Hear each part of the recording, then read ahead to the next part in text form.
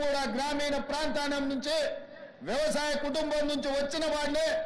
రైతు యొక్క కష్టాలు నాకు తెలుసు.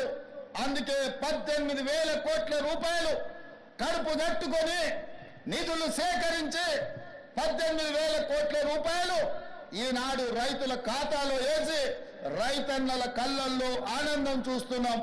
వ్యవసాయం దండగ కాదు, వ్యవసాయం పండుగని నిరూపించి ఈనాడు తెలంగాణ రాష్ట్రంలో రైతుల ఆత్మగౌరవంతో తలెత్తుకునే విధంగా రాష్ట్ర ప్రభుత్వం నిర్ణయాలు తీసుకుంటున్నది.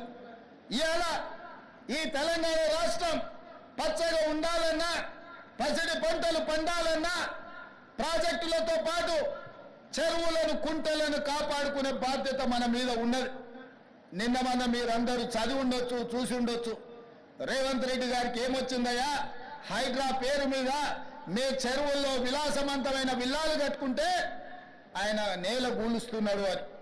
నేను ఒక్క మాట అడగదలుచుకునే వేదిక మీద నుంచి తెలంగాణ ప్రజల్ని, ముఖ్యంగా హైదరాబాద్ నగర వాసులని, 1908లో ఈ మహానగరం మీద వరదలు ఉప్పెనై కమ్మేస్తే వేలాది మంది ప్రాణాలు కోల్పోతే ఆనాటి నిజాం సర్కార్ మోక్షగుండం విశ్వేశ్వరయ్యను ఆర్కిటెక్ట్ గా నియమించి 100 కోట్ల రూపాయలు ఆనాడు ఖర్చు పెట్టి ఉస్మాన్ సాగర్, హిమాయత్ సాగర్ ను నిర్మించిండ్రు. అనంతగిరి కొండల నుంచి వచ్చే వరదల్ని నిలువరించిన నీళ్లను ఈ మహానగరానికి తాగునీటి వసతులుగా ఏర్పాటు చేసింది. ఒకనాడు ఎక్కడి నుంచి హైదరాబాద్ నగరానికి తాగునీళ్ళు వచ్చేది కాదు. ఉస్మాన్ సాగర్, హిమాయత్ సాగర్ నుంచే లక్షలాది మంది హైదరాబాద్ బిడ్డలకు తాగడానికి నీళ్లు ఇచ్చారు. హైదరాబాద్ దాహార్తిని తీర్చిన ప్రాజెక్టులు గండిపేట, హిమాయత్ సాగర్. ఇలాంటి ప్రాజెక్టుల చుట్టూతా బాగా సంపాదించుకున్న వాళ్ళు, ఆగర్భ శ్రీమంతులు ఫామ్ హౌజులు కట్టుకున్నారు. వాళ్ళు ఫామ్ హౌజులు కట్టుకుంటే మనకు అభ్యంతరం లేదు, వాళ్ళు సంతోషంగా ఉండడమే మనకు కావాల్సింది. కానీ ఆ ఫామ్ హౌజులలో ఉన్న డ్రైనేజ్ కనెక్షన్ లేదు. వాళ్ళ డ్రైనేజ్ తీసుకొచ్చి గండిపేట నీళ్ళలో కలిపిండ్రు. వాళ్ళు వాడిన డ్రైనేజ్ నీళ్లు గండిపేట నీళ్ళలో కలిస్తే ఆ నీళ్లు తాగడానికి నగరానికి ఇస్తున్నాం.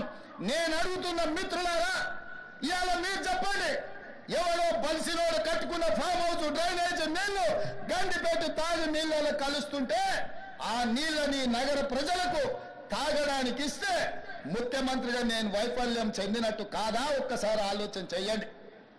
భవిష్యత్ తరాలకు అందించాల్సిన బాధ్యత చెరువులు, కుంటలు, నాలాలను ఎవరెవరో ఆక్రమించుకుంటే వాళ్ళ ఆక్రమణలో చెరబడితే ఇవాళ నగరం మీద ఉప్పెనై వరదలు వస్తున్నాయి. ఆ వరదలు ఎక్కడికి వెళ్తున్నాయి? బస్తీలో ఉన్న పేదోళ్ళ ఇళ్లకు పోతున్నాయి.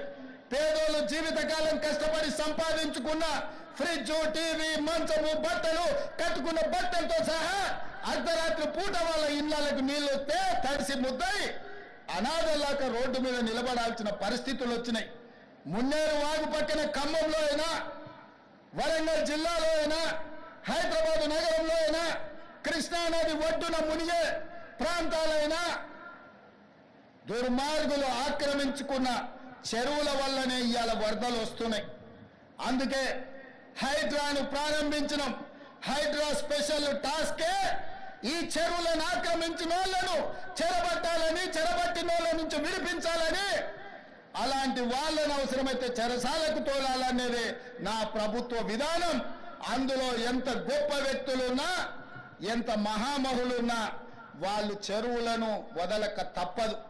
అందుకే ఈ వేదిక మీద నుంచి గొప్ప వ్యక్తులకు నేను విజ్ఞప్తి చేస్తున్నా, అయ్యా ఆక్రమించుకున్న చెరువులను మీరే వదలండి, గౌరవంగా పక్కకు తప్పుకోండి, నీటిపారుదల శాఖకు అప్పగించండి, మీకేం కావాలనో పోయి దూరంగా కట్టుకోండి. లేకపోతే ఉన్న పలంగా నేల మట్టం కూలగొట్టే బాధ్యత నేను తీసుకుంటా. ఇలా ఎఫ్టీఎల్లో కానీ, బఫర్ జోన్లో కానీ, నాలాలలో అక్రమంగా నిర్మాణాలు ఏవైతే ఉన్నాయో వాటన్నిటినీ నిరభ్యంతరంగా మేము తొలగిస్తాం.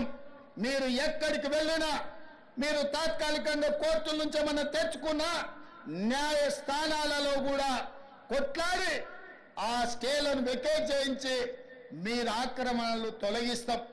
ఇదే కాదు, ఇవాళ మూసి మూసి ఒకప్పుడు అనంతగిరి నుంచి వచ్చే కృష్ణానది జలాలకు ఒక ఆలవాలం.